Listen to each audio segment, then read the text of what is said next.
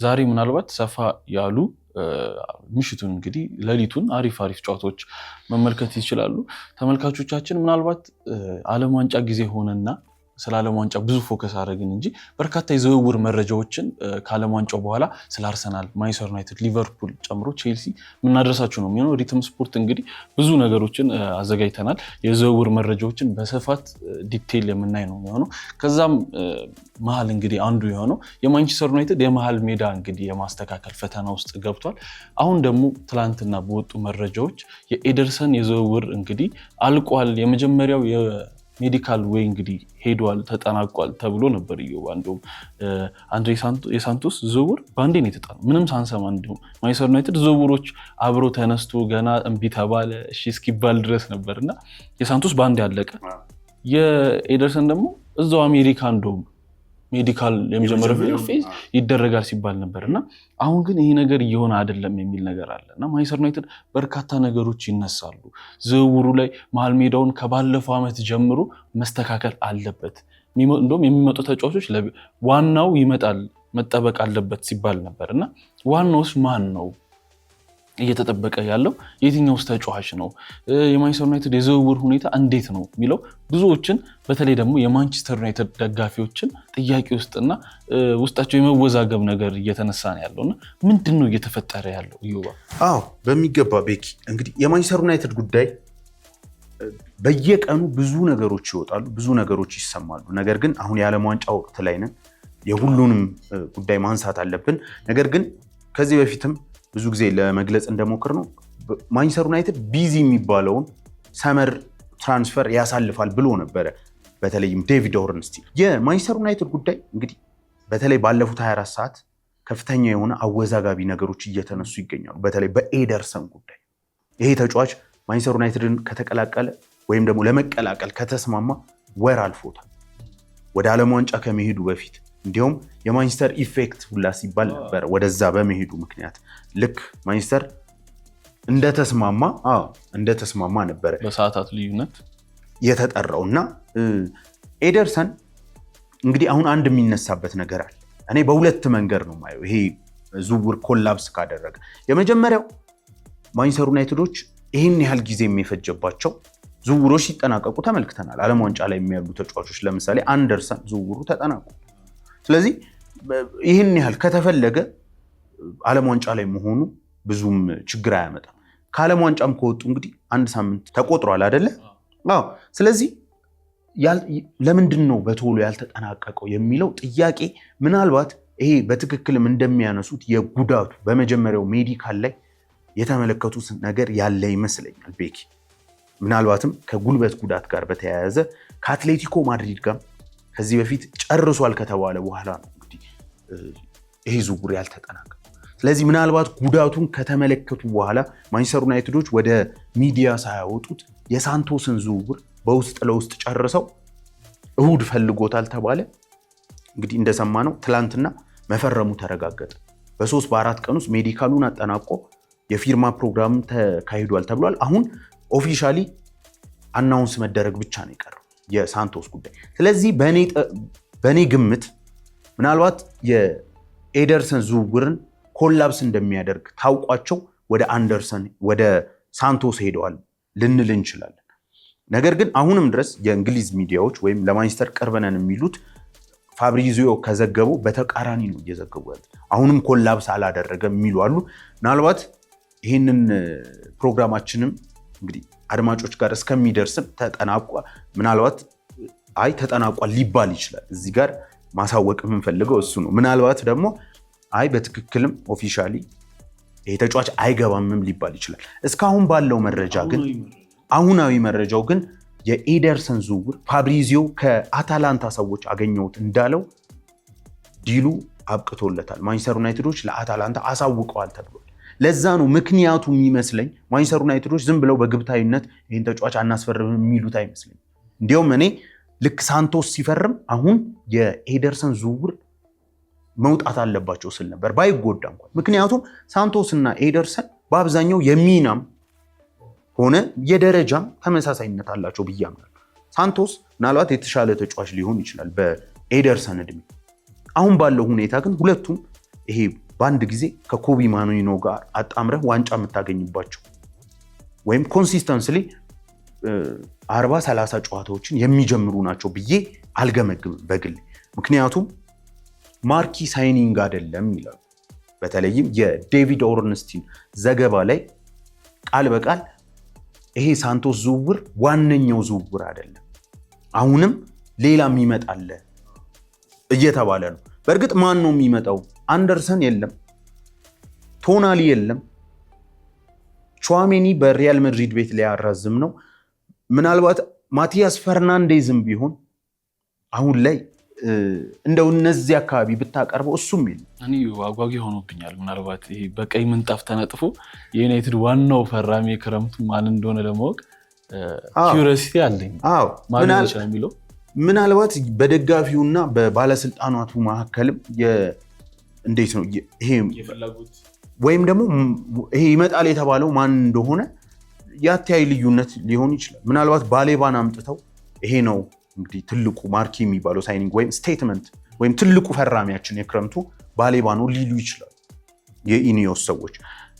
በአጠቃላይ ግን እዚች ነገር ላይ ስንቆይ የኤደርሰን ዝውውር የመጀመሪያው ግምቴ እንዳልኩ ይሄ ነው።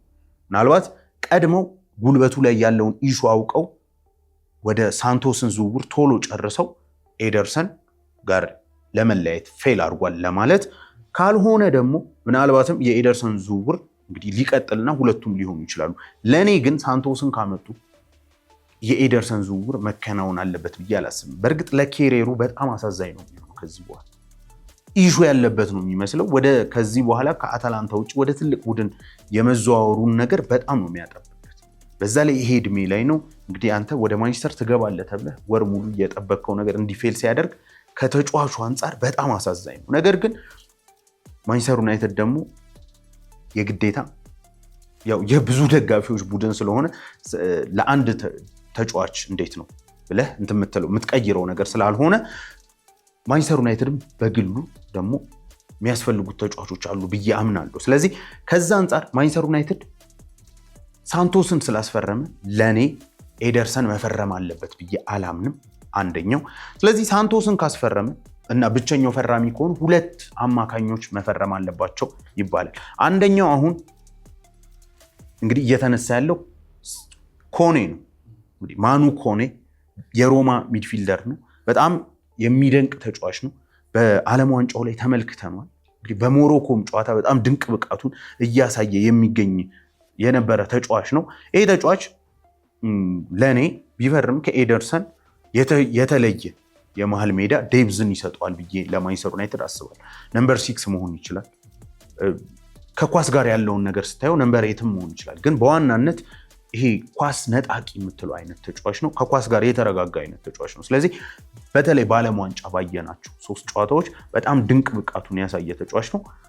ከሳንቶስም ጋር ኮምፕሊመንት ሊደራረጉ ይችላሉ ብዬ አስባለሁ። ኮቢ በአመት ውስጥ ጉዳት ሲያጋጥመው በተደጋጋሚ ተመልክተናል። ስለዚህ ኮቢ ያለና ሌላ የዚህ የ8 ቁጥር አይነት ተጫዋች ማስፈረም የለበትም ዩናይትድ የሚለውን ነገር ስለማልስማማበት የኮኔና ሳንቶስም መጀመር ይችላሉ፣ ኮኔና ኮቢም መጀመር ይችላሉ። ወይ ደግሞ ትልቁ ሚድፊልደር ይመጣል የተባለው እንግዲህ ምናልባት ስኮት ከሆነም እሱንም ልንመለከት እንችላለን። በዋናነት ግን አሁን የማንቸስተር ዩናይትድ የዝውውር መስኮቱ ሊዘጋ እንግዲህ የሳምንታት እድሜ ነው የቀረው፣ ወደ 7 ሳምንት አካባቢ ባልሳሳት።